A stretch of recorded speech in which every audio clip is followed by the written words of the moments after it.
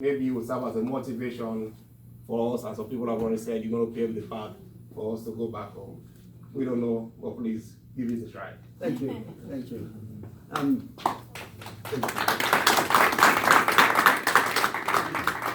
I'm deeply honored and humbled to be in your presence, to have our Sierra Leonean family here, colleagues.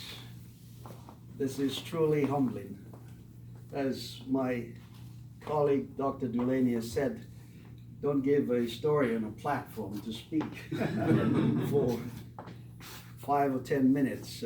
But I'll keep it brief. I just want to express my deepest gratitude to the Sierra Leonean community and colleagues and friends whom I've known for the past 26 years. It's always been my ambition since coming to the United States to attain my academic degrees, get some working experience, establish an Africa program, and then return to my homeland to contribute to national development with a focus on education. And I think now is the time, having paid my dues at UTA for 25 years plus, to return to Sierra Leone at a critical juncture in its history, in terms of its educational trajectory. Now, Frobe College, my undergraduate alma mater, we're familiar with the usual refrain that it was the Athens of West Africa, but now many of us, I'm sure, we're ashamed to identify ourselves with an institution of such noble and rich history.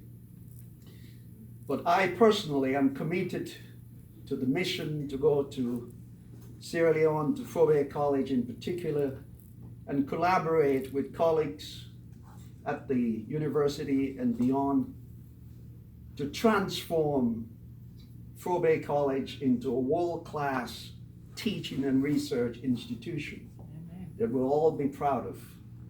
And I've shared this with colleagues and friends here and in Sierra Leone, that Frobe College, it's going to turn 200 years in just 8 years, in 2027. And to date, we don't have an endowment for an institution that was started in 1827.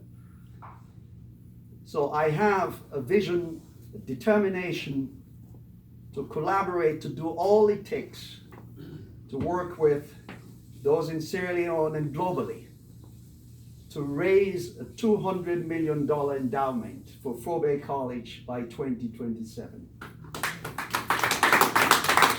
That will put us on track to make the institution what it should be by 2027. So I'm not leaving Texas completely. I'll be going back and forth, and you probably see me in the UK or in North America and in Nigeria trying to raise money for the endowment. Now, I'll leave us with a simple proposition or question I'll pose to Sierra Leoneans, which I've always done. And this is it's a question that we all have to answer. What is success to us as Sierra Leoneans? Do we look to our natural resource rich country and say we have diamonds and gold? That's our success? I'd say no.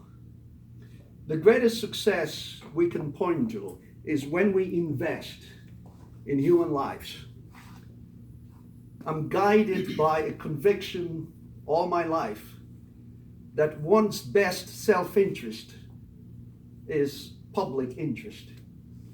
When you take care of others who are not connected to you by blood, by family ties, lineage or clan ties, when you do your best for others, you've done the best for yourself. So to be selfish and self-centered perhaps is the greatest self-destruction one can impose on oneself. So let's look beyond our self-interest, our parochial interest, desires, and look at the big picture.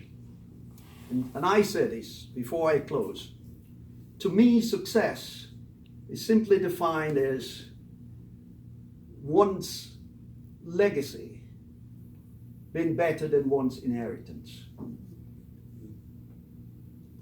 If our inheritance is something we always look to as a pointer to achievement, that's not good. We should look to our legacy.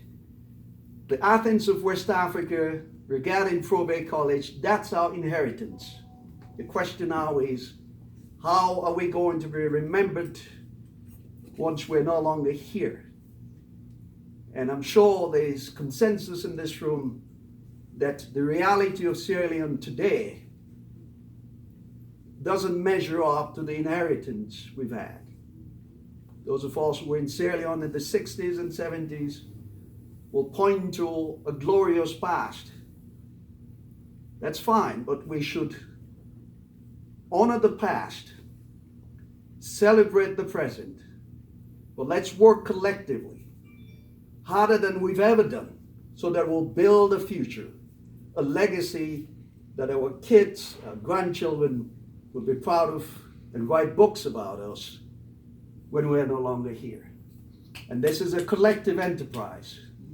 The rebuilding of Sierra Leone, it's not a political enterprise. It's not just with the business community. It's not just with intellectuals. It's not just with the middle class. It's everybody's business. The success of Sierra Leone is everybody's business. Therefore, let's work collectively, tirelessly, so that our legacy can be better than our inheritance. Thank you very much.